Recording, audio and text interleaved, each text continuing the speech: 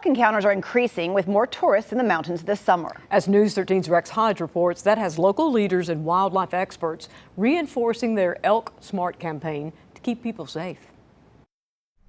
Elk have become quite the calling card for places like Maggie Valley and surrounding areas, but town and wildlife leaders are reminding visitors, especially this time of year, to keep their distance.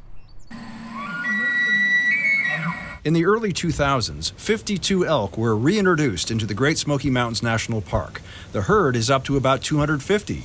A handful sometimes wander into nearby towns like Maggie Valley. They're a fixture now and part of the town's ambiance, appealing to residents and visitors alike. We really want people to use common sense around these large wild animals. Maggie Valley Assistant Town Manager Sam Cullen says there's guidance to follow to stay safe.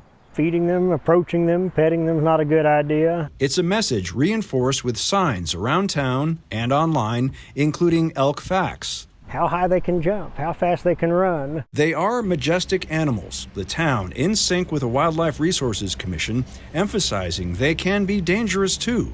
Keeping your distance imperative. Yeah, we've gotten reports from time to time of people coming way too close to elk, whether it's trying to feed them or take pictures with them.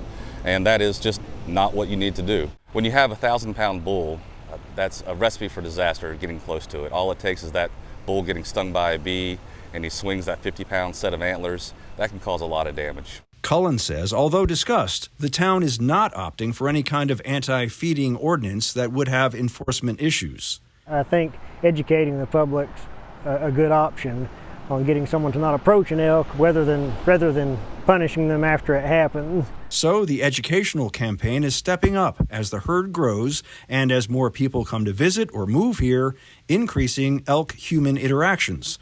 The Wildlife Commission has a smart elk campaign with 4 main tenets. Don't, approach an elk, stay 100 yards away. Don't feed them.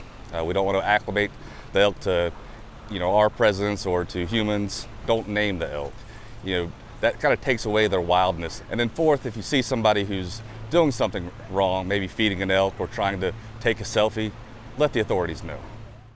We'll include more Elk Smart information along with this story on WLOS.com. Reporting from Maggie Valley, Rex Hodge, News 13.